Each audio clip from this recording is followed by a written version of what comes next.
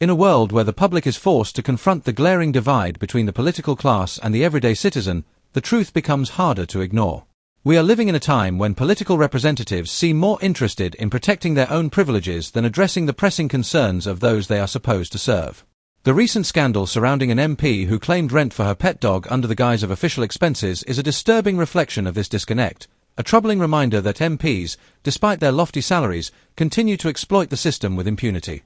This is not just a momentary lapse in judgment, it is indicative of a larger issue within the political establishment, an entrenched culture of entitlement that is suffocating the integrity of our democratic system.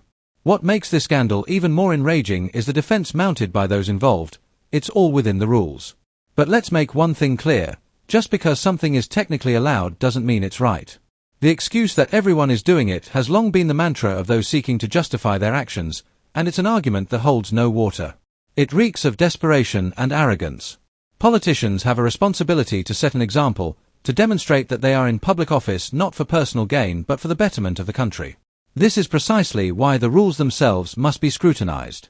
If the regulations allow MPs to claim for pet rent or expensive suits, then those regulations are a reflection of a system that is fundamentally broken. And yet, we continue to see this trend of politicians not only bending the rules but outright abusing them.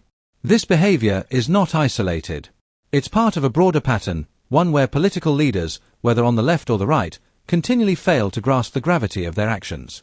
They speak of austerity, they speak of cutting benefits, and then they turn around and make frivolous claims at the taxpayer's expense. It's infuriating to witness. At the same time, the public is subjected to rising living costs, cuts to essential services, and welfare reductions. The message being sent is clear: politicians are exempt from the same struggles the rest of us face.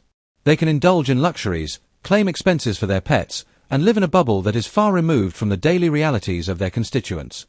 This situation is made even worse by the fact that it is being shielded by bureaucratic institutions like the Independent Parliamentary Standards Authority, IPSA, which, rather than acting as a guardian of fairness, has become an enabler of misappropriation. How is it that an organization set up to prevent the abuse of taxpayer money is instead rubber-stamping expenses that are morally indefensible? This is a failure of governance at its most fundamental level. When MPs are caught making ludicrous claims, they should not be given a free pass under the pretense that they followed the letter of the law. In a democracy, the law should serve the people, not the other way around. When the law enables corruption or abuse, it's time for a fundamental overhaul. This isn't just about a pet dog or a few £1,000s. This is about the principle of accountability in public office.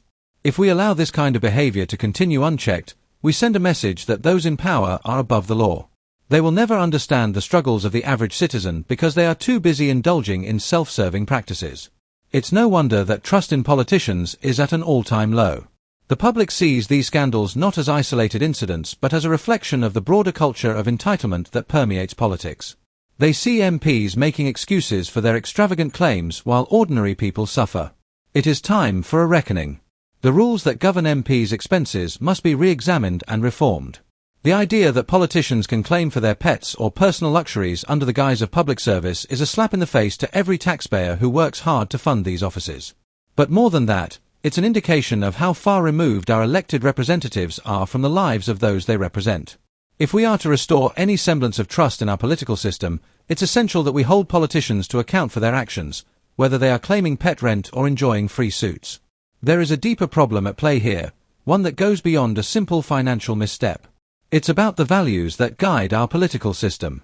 In a functioning democracy, politicians are meant to be public servants, not self-interested actors using their position for personal gain. But when MPs are allowed to use taxpayer money to fund their pets, their designer clothing, or their lavish lifestyles, we are reminded that the idea of public service has been hijacked by a political class that views itself as untouchable. And the more we let this go unchecked, the more entrenched this culture will become. We cannot afford to let this become the new normal. It's time for citizens to demand more from their elected officials. It's time for them to stop hiding behind bureaucratic shields and start taking responsibility for their actions. If politicians want to claim public expenses, they need to ensure that their claims reflect the realities of the public they serve. The days of accepting within the rules as an excuse for the exploitation of taxpayer funds must come to an end. The political system must be held to a higher standard, one that places the needs of the people above the whims of the political elite. Anything less is a betrayal of the trust that the public has placed in its representatives.